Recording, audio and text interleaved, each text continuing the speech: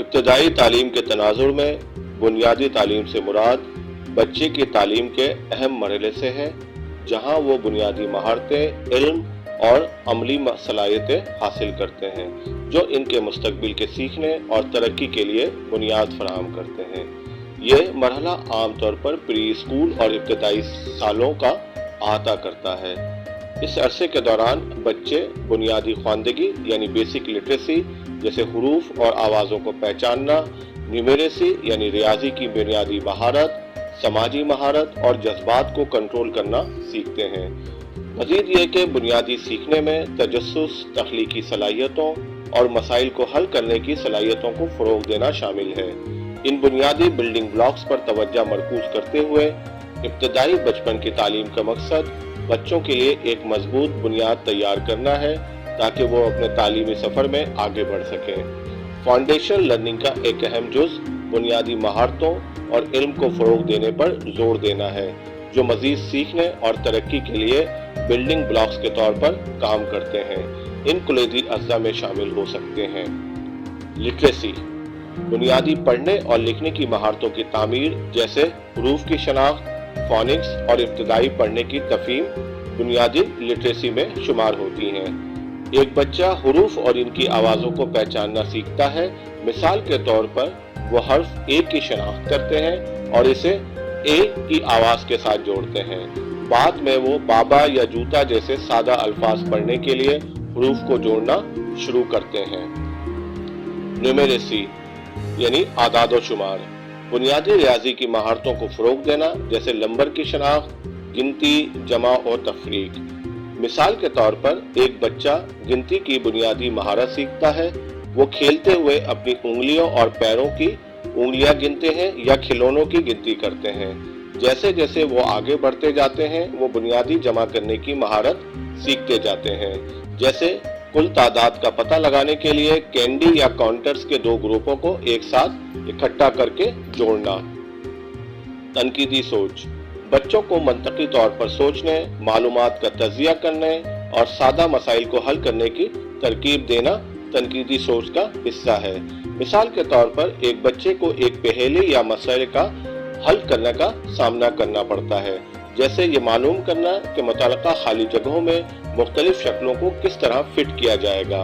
وہ مختلف طریقوں کا مشاہدہ، تجزیہ اور کوشش کرتے ہیں جب تک انہیں صحیح حل نہیں مل جاتا۔ سماجی مہارتیں یعنی سوشل اسکلز، دوسروں کے ساتھ بات چیت کرنا، اشتراک کرنا، اپنی باری پر کھیلنا یا بولنا اور مثبت اور قابل احترام انداز میں تعاون کرنا سیکھنا۔ مثال کے طور پر کھیل کے دوران ایک بچہ اپنے کھلونے ایک دوست کے ساتھ بانٹتا ہے اور جھولے کا استعمال کرتے ہوئے اپنی باری پر باری لیتا ہے۔ وہ دوسروں کی بات سننے، اپنی ضروریات کا اظہار کرنے اور تنازعات کو پرامن طریقے سے حل کرنے کی مشق کرتے ہیں۔ جذباتی ریگولیشن، جذبات کو مؤثر طریقے سے پہچاننے اور منظم کرنے کی صلاحیت کو فروغ دینا جذباتی ریگولیشن کہلاتا ہے۔ مثال کے طور پر جب کوئی بچہ پریشان ہو جاتا ہے کیونکہ اس کے پاس کوئی خاص کھلونا نہیں ہوتا تو ایک استاد ان کے جذبات کی شناخت کرنے میں ان کی مدد کرتا ہے اور گہری سانس لینے یا کھیلنے کے لیے متبادل کھلونا تلاش کرنے کا مشورہ دیتا ہے، جس سے بچے کو پرسکون ہونے میں مدد ملتی ہے۔ کریٹیوٹی یا تخلیقی صلاحیت، کھیل اور فنکارانہ سرگرمیوں کے ذریعے کریٹیو اینڈ اوریجنل سوچ کو فروغ دینا شامل ہے۔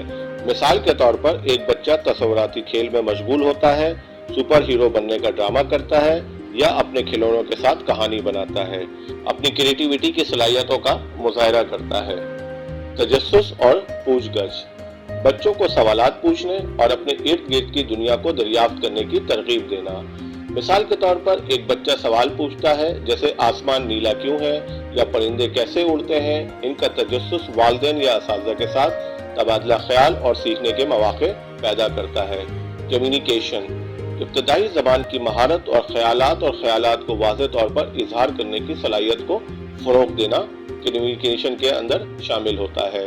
مثال کے طور پر ایک بچہ نئے الفاظ سیکھتا ہے اور اپنے خیالات اور احساسات کا اظہار کرنے کے لیے انہیں جملے میں استعمال کرنا شروع کرتا ہے۔ وہ کہہ سکتے ہیں کہ میں خوش ہوں یا مجھے کچھ جوس چاہیے۔ خود اعتمادی یعنی سیلف کانفیڈنس، ایک مثبت خود ساختہ امیج کی تعمیر اور نئے چیلنجوں سے نپٹنے کے لیے اپنی صلاحیتوں پر یقین کرنا۔ مثال کے طور پر ایک بچہ ایک نئی سرگرمی کی کوشش کرتا ہے، جیسے تربیتی پہیوں کے بغیر سائیکل چلانا، اور متعدد کوششوں کے بعد کامیاب ہونا ہے۔ اس کامیابی سے ان کی صلاحیتوں میں اعتماد پر اضافہ ہوتا ہے۔ یہ حقیقی زندگی کی مثالیں اس بات کی وضاحت کرتی ہیں کہ کس طرح بنیادی تعلیم قدرتی طور پر ہوتی ہے۔ جب بچے اپنے ماحول کے ساتھ مشغول ہوتے ہیں، دوسروں کے ساتھ بات چیت کرتے ہیں اور اپنے آس پاس کی دنیا کو تلاش کرتے ہیں، یہ تجربات ان کی ابتدائی نشوونما کو تشکیل دینے اور مستقبل میں مزید پیچیدہ سیکھنے کے تجربات کے لیے تیار کرنے میں ضروری ہے۔ ان کلیدی اجزاء پر توجہ مرکوز کر کے بنیادی تعلیم بچوں کے ابتدائی سالوں اور اس سے آگے کی تعلیمی، معاشرتی اور جذباتی نشوونما کے لیے ایک مضبوط بنیاد فراہم کرتی ہے۔